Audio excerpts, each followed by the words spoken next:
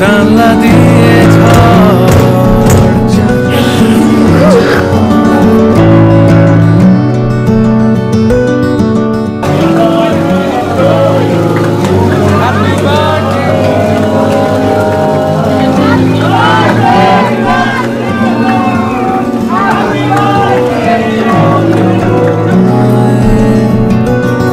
যেমন নিত্য নতুন টেক্কা মানেই প্রথম, তাই তো পুজোর সময় মুক্তি পেতে চলা টেক্কা ছবির আজকে মুক্তি পেল প্রথম গান, যার নাম তোমায় ছেড়ে যেতে পারলাম কই। আজকে এই গানের মুক্তিতে উপস্থিত হয়েছিলেন দেব থেকে পরিচালক সৃজিত মুখার্জি, অভিনেত্রী স্বস্তিকা মুখার্জি, সৃজা, আরিয়ান এবং এই ছবির সঙ্গে যুক্ত কলাকুশলী বৃন্দ এবং গানের জগতের সকলেই। তারা কে কি বললেন, তারা কতটা এক্সাইটেড, আর প্রথম গান মুক্তির পর তাদের কি অনুভূতি, সবটা রইল সিটি সিনেমার পর্দায়।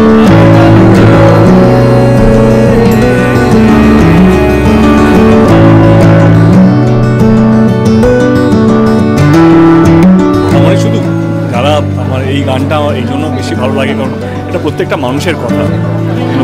যে ভালো লাগলে, খারাপ লাগলে, মন খারাপ হলে, মন ভালো হলে যেই শব্দগুলো মাথায় আসে, আমার মনে হয় যে সেই শব্দ এবং সেই ইমোশনটা বা যেই জিনিসটা থাকে একটা মনের মধ্যে, সেইটা কোথাও যেন এই গানের মাধ্যমে অনেকটা ফুটে উঠেছে এবং কোথাও যেন রণজয় জাস্টিফাইড করেছে যেইটা আমরা খুঁজছিলাম, এই ছবিটার সঙ্গে যেটা যায়। তো সেখান থেকে আমার খুব প্রিয় একটা কম্পোজিশন, থ্যাঙ্কস টু রণজয় কথা সুরের জন্য এবং অনুপম এত সুন্দর গাইবার।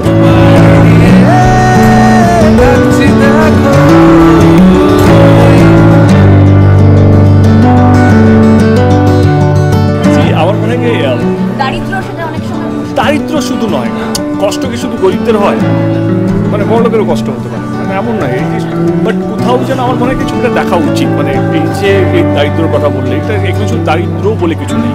প্রত্যেকটা মানুষ, আমাদের সমাজের সমস্ত শ্রেণীর মানুষ, যদি বলি গরিব বড়লোক, তারা কিভাবে একটা সিচুয়েশনকে দেখে, তাদের আবেগ হলে কিভাবে তারা প্রকাশ করে, তাদের রাগ হলে তারা কিভাবে কথা বলে, এবং এই গল্পটা কোথাও যেন অনেকগুলো সোসাইটির মানুষ একে অপরকে ক্রস করলে এবং তারা কিভাবে রিয়্যাক্ট করে একটা ইনসিডেন্টকে, তারা কিভাবে ফাইট করে, তারা কিভাবে মানে কতটা লড়াই করার সাহস থাকে বা কতটা ভাবে কিনা সোসাইটির জন্য কী ভাবছে, তো পিছিয়ে যায়। কোথাও যেন টেক্কা is one of those film যেখানে অনেকগুলো কমন ইমোশন মনে হবে কোথাও যেন দেখার পর। এখন আমি জানি না কতটা আমি দেখাতে পারছি, হয়তো ট্রেলার দেখার পর, দেখানোর পর হয়তো আপনারা বুঝতে পারবেন কি আমরা কি বলতে চাইছি আসলে। কিন্তু তার আগে একটু বলিকে দেখার পর মনে হবে এটা আমারই গল্প, মানে আমি হলে এই জায়গা হলে আমিও তাই করতাম যেটা এই ক্লাব করেছে, বা আমিও তাই করতাম যেটা ইরা, যেটা স্বস্তিকা ক্যারেক্টার, সেটা আমিও হলে আমিও হয়তো ওই যে চরিত্রটা মায়া, আমিও তাই করতাম। কেউ ভুল না, কিন্তু সবাই ভুল। কিন্তু সমাজ কিভাবে ভুলটাকে সংশোধন করে এবং ঠিকটাকে জাস্টিফাই করতে লেগে যায়, আমার মনে হয় টেক্কা তার একটা বিগেস্ট এক্সাম্পল। আমি আমার কাছে এটা খুবই একটা সাহসী পদক্ষেপ, মানে এই ছবিটা করা। কেন বলছি, আমার মনে হয় কি গান দেখেও এখনও আমরা অনেক কিছু দেখাতে পারিনি বা বলতে পারছি না, বাট ট্রেলার দেখার পর আমার মনে হয় কি সমস্ত পরিষ্কার হয়ে যাবে কেন আমি এটা বারবার বলছি। This is one of the বোল্ডেস্ট character, the বোল্ডেস্ট concept, the বোল্ডেস্ট film we have ever produced, and we are very excited, honestly.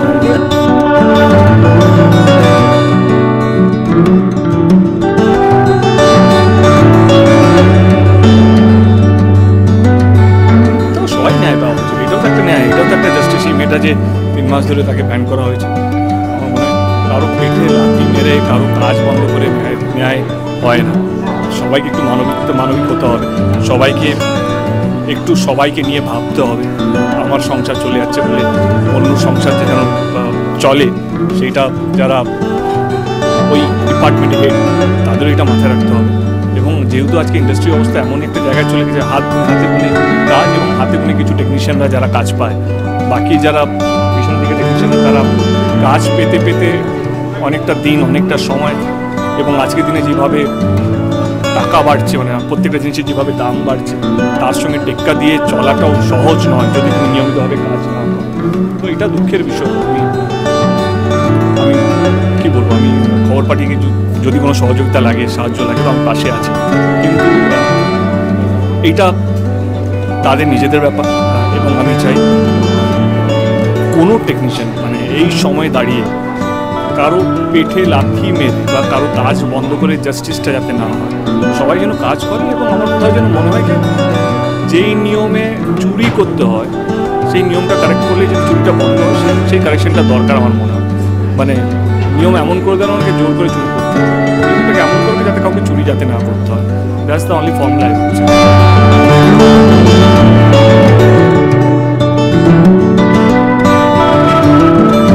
হ্যাঁ, মানে আমার কাছে কাজটাই তো মানে পুজোর মতো, কাজটাই সেলিব্রেশন, কাজটাই উৎসব।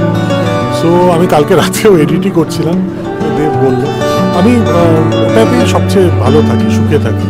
এবং অবভিয়াসলি জন্মদিনের ওকেশনটা খুব কাজে লেগে যায়, কাজেও, বিকজ ছবি রিলিজের ঠিক আগে আসে, কিছু না কিছু রিলিজ সেটার সাথে মানে মানে সিঙ্ক্রোনাইজ করে দিই আমি।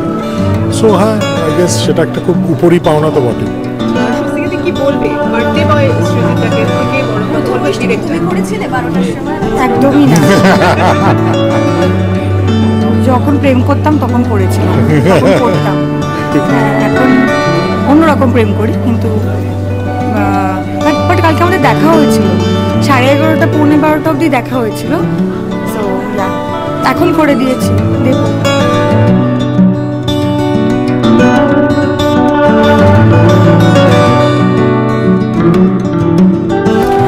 মানুষ সৃজিতকে বলবো একটু হেলথ কনসিয়াস হলে ভালো হয়।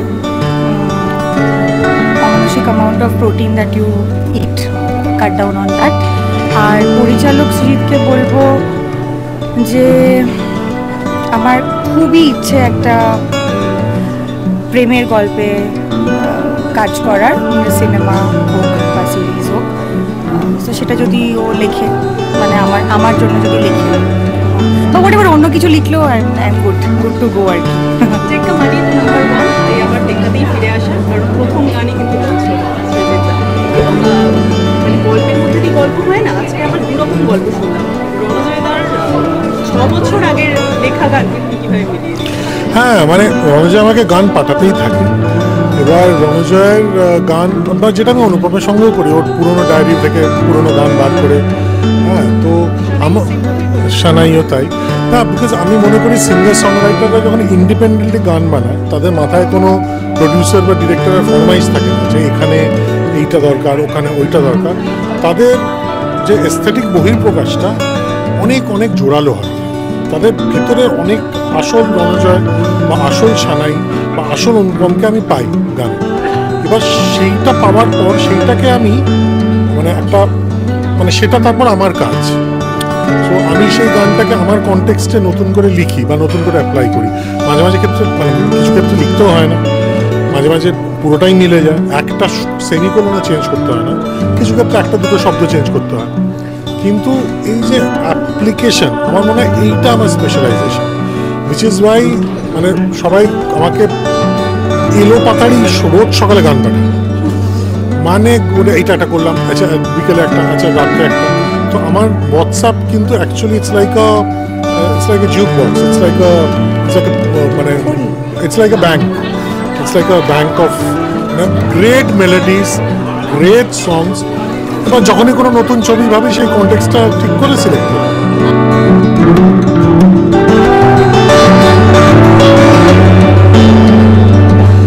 একটা গানের সার্থকতা আমার মনে হয় সেই শাশ্বত অপিলে, যেটা যে মানুষটা সিনেমাটা দেখবে না তার কাছেও গানটা কিন্তু সারা জীবন থেকে যাবে। এবার গানের থেকে বড় পোস্টার বা হোর্ডিং হয় না। একটা গান একটা ছবিকে যেভাবে মানুষের মনমে পশিয়া দেয়, সেই অর্থে খুব কম জিনিস করতে পারে। তো সেক্ষেত্রে ওই ইউনিভার্সাল অপিলটা খুব জরুরি। তার মনের মধ্যে যারা ঢুকবো, তার স্মৃতি, তার বেদনা, তার যন্ত্রণা, তার জীবন, তার রিলেটেবিলিটি, এইগুলোর মধ্যে ঢুকবো, কিন্তু ঢুকবে আমার চরিত্র, তাদের ক্রাইসিস আলাদা। দুটো ক্রাইসিসের যে ওভারল্যাপিং সেন্টিমেন্ট, সেই সেন্টিমেন্ট যে গান ধরতে পারে, সেই গানই সফল।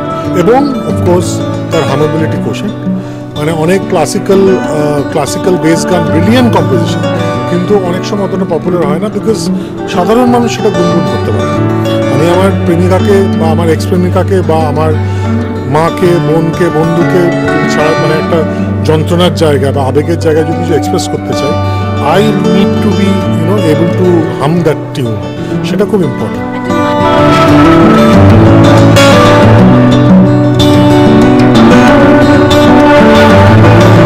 টেক্কার জন্য যখন কথা বলতে এসেছি তখন বলা উচিত টেক্কার গান, কিন্তু অ্যাকচুয়ালি টেক্কার গানটা নয়। ওটা জন্মের আগেও জন্ম, পরেও জন্ম। ওটা তো ডেফিনেটলি জাতিস্বরের গানগুলো তো আছে, আর হেমলক সোসাইটির রূপম ইসলামের গান, ওটা আমি সারাদিন শুনে যেতে পারি, মানে সারাদিন সারা রাত সারাদিন পুরোটা হচ্ছে ফিরিয়ে দেওয়ার গান। ওটা একদম মানে পুরো একদম লাইক গেঁথে বসে আছে মনে। Thank you. Thank you.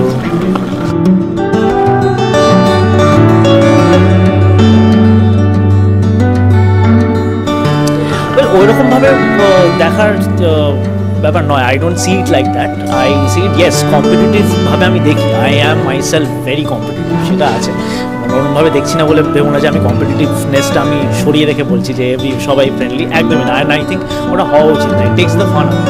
তো বাট আই থিঙ্ক টেক্কা যেটা দিতে হয়, আমার মাথায় যেটা চলে অ্যাটলিস্ট অ্যাজ অ্যান অ্যাক্টার, আমি চাই যে সিনটা যেন কোথাও না কোথাও গিয়ে ট্রাম্প করে। So that is my optimum motive. তো সেইটাতে যখন সব অ্যাক্টাররা মিলে, director, every technicians and every team সবাই মিলে যখন ওইটাতে টেক্কা দেওয়ার চেষ্টা করে যে সিনটা যাতে ট্রাম্প করতে পারে, তো আই থিঙ্ক তখনই একটা সিন বলো বা সিনেমা বলো, তখনই ওটা সাকসেসটা পায়। তো that is what my motive is, and সেই মোটিভ দিয়ে চলি। অ্যান্ড সেটার জন্য কম্পিটিটিভনেসটা তো অবশ্যই দরকার, ইট ইজ ভেরি ইম্পর্টেন্ট। 100%। আমি তো এটা তো মধ্যে তো আমরা আছি, টেক্কা তো নিজের সিনেমাতে আমি যদি বলি যে গানটা দারুণ, সেটা তো বটেই, আমি বলি, কিন্তু বাট নিজেদের হলে তো আমি বায়াসটি হব। তো what I can hope for is লোকদের যেন সেটা ভালো লাগে। অ্যান্ড তুমি যেটা বললে ওর থেকে বড় ফ্রেজ হয় না, সৃজিতদা, অনুপমদা, অ্যান্ড উইথ দ্যাট দেবদাও আছে। সো দেবদা, Rukmini, everybody is that. So that is a big thing, and so fingers crossed এখন সবার যাতে গানগুলো ভালো লাগে, আর সিনেমাটা তো অবশ্যই যেন সবাই পছন্দ করে।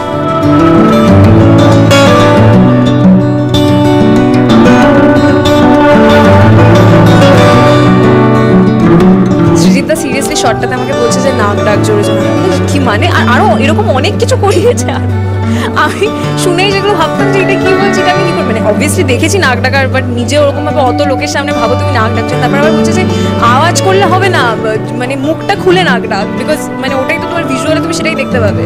তো এইভাবেই করে, তারপর ইনি আমার আরিয়ান আমার পুরো মুখ আটকে, এরকম অনেক মোমেন্টস আছে আরও।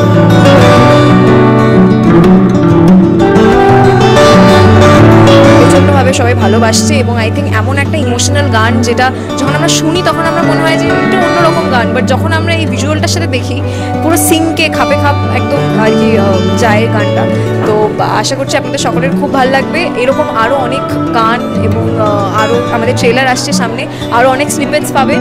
সো দেখুন, অ্যান্ড অবশ্যই 8 তারিখে আমাদের ছবি টেক্কা বেরোচ্ছে, পঞ্চমীর দিন, অবশ্যই দেখুন।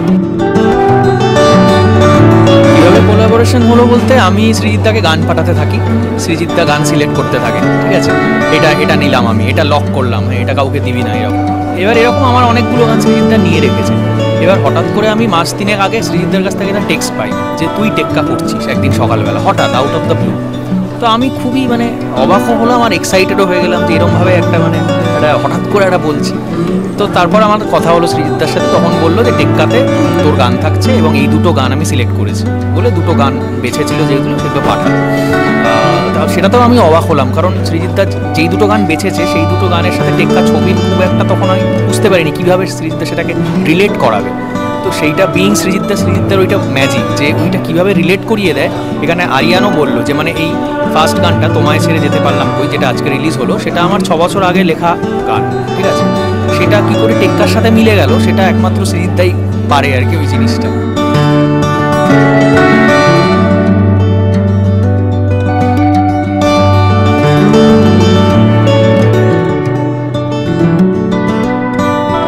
সৃজিতদাকে যেটা হয় আর কি, আমরা যখন সৃজিতদাকে নিয়ে অনেক কথাবার্তাই আমরা বলি, নিজেদের মধ্যে আড্ডা দিই, কিন্তু সৃজিতদার সামনে আসলেই একটু আমাদের নার্ভ একটু অন্যরকম হয়ে যায়। তো সৃজিতদা সেটা রেসপেক্টের জন্য হয়। তো সৃজিতদা যেটা হয়েছে, আগেও আমরা কাজ করেছি, সৃজিতদাকে বোঝা যায় না, সৃজিতদা হয়তো ভালো বলছেন, কিন্তু সেই ভালোর অনেকগুলো লেয়ার থাকে, বা পছন্দ হয়নি তার সঙ্গে অনেক ভালোও থাকতে পারে লেয়ার হিসেবে। তো এরকম সৃজিতদাকে এরকম একবারই বোঝা যায় না সৃজিতদা কেমন লাগছে। সৃজিতদা যখন গানটা ডাব করছিলাম তখন আমরা খুব এক্সাইটেড ছিলাম, গানটা খুব ভালো হচ্ছে। ঠিক শেষ হয়েছে সেই সময়তে সৃজিতদা ঢুকেছে এবং আমরা ভাবছি যে কী হবে, সৃজিতদা ছাড়াই আমরা গানটা করে ফেললাম। সৃজিতদা গানটা শুনলেন এবং খুব ভালো হয়েছে, নর্মালি যেরকম বলেন ভালো হয়েছে, কিন্তু আমি তাকিয়ে রয়েছি যে ভিতরের লেয়ারগুলো কী আছে, কি এরপর কি ভালো তো হয়েছে, তাহলে কি কিছু এডিট বাকি আছে, তাহলে কি অন্যভাবে কিছু অবজারভেশন থাকতে পারে। তো দেখলাম সৃজিতদা একটা কথা বললেন যে এই গান আর পুরো এই রেকর্ডিং সেশন জুড়ে আমাদের বিটিএস হচ্ছে, পুরো ওই গানটা যা রেকর্ডিং করছে সেগুলো শ্যুট করা হচ্ছিলো, ওইগুলো দিয়ে মিউজিক ভিডিও তৈরি করার কথা হচ্ছিল। তো গানটা শেষ করার পরেই সৃজিতদা বললেন না এইভাবে এই গানটার ভিডিও হবে না, গানটা যেরকমভাবে চলে গেছে, যে জায়গায় চলে গেছে এটা একটা প্রপার মিউজিক ভিডিও করতে হবে বলেই এডিটারকে ফোন করে ভীষণ প্রণয় আমাদের খুব বন্ধুস্থানীয় মানুষ, তো ওকে ফোন করে ভীষণ র্যাক দিল যে এটা ইমিডিয়েট আজ রাতেই এডিট করতে হবে। তখন বুঝলাম যে না, গানটা সৃজিতদারও ভালো লেগেছে। হ্যাঁ ওটাই সার্টিফিকেট, তো খুবই ভালো লাগছে। সাধারণ যা গিয়েছে কালকে আমরা এত চার্জড আপ হয়ে গেছি, মানে ওর গলায় গানটা শোনার পর থেকে যে মানে সেটা সৃজিতদা যেটা করার সেটা করে দিয়েছে, যে এটা মিউজিক ভিডিও বানাতে হবে, এরকমভাবে হবে না, যে গানটা যে লেভেলে নিয়ে গেছে তিমির, তো হ্যাটস অফ টু তিমির, মানে ফ্যান্টাস্টিক। এবং বারিশ খুব সুন্দর লিখেছে, খুব ভালো গানটা লিখেছে। বারিশের একদম যখন ও বারিশ হয়ে ওঠেনি সেই সময় থেকে আমরা একসাথে আমরা একে অপরকে চিনি, আমরা গান বাজনা করি। তো বারিশও আজকে একটা জায়গায় পৌঁছেছে, সবাই ওকে চিনছে, ও গান বাজনা পছন্দ করছে, সৃজিতদাকে খুব ভালোবাসে, এগুলো আমাদের কাছে খুব গর্বের বিষয়। তো ও ছিল প্রেজেন্ট, তো পুরো ব্যাপারটাই অনেকদিন ধরে রণজয়ের সাথে আমি আর রণজয় বসছিলাম যে কিছু একটা আমরা যদি একসাথে করতে পারি, কারণ আমাদের একে অপরের মিউজিক নিয়ে আমাদের একটা পছন্দ আছে। তো আলটিমেটলি এক জায়গায় আমরা তিনজনে হলাম, সৃজিতদার সাথে অনেকদিন পর, জুলফিকারের পরে আবার কাজ করা দারুণ। গানটা অসাধারণ গান, এরকম গান খুব কম পাওয়া যায় আর কি, এরকম গান। তো সে আমার সৌভাগ্য যে আমি এরকম একটা গান করেছি।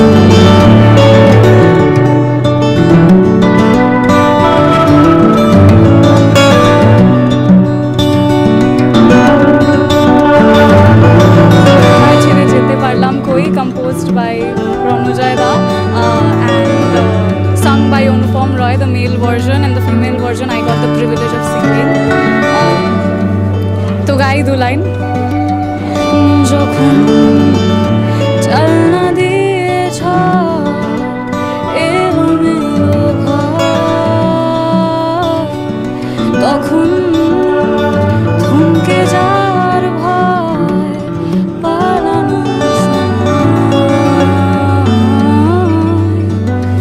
যেমন নিত্য নতুন ডাক তোমায় খুঁজে পাই, তেমন আসবো বলে যা বরফ ঢাকা স্মৃতির গালে পাড়োয়াই, জঠর দিয়ে তৈরি করছে যাকে আমার চোখ খুঁজছে আজ তাকে, নরম আঙুল বইয়ে দিয়ে ভিজল কথার আবডালে, হাত বাড়িয়ে ডাকছি দেখো, তোমায় ছেড়ে যেতে পারলাম, তোমায় ছেড়ে যেতে পারলাম।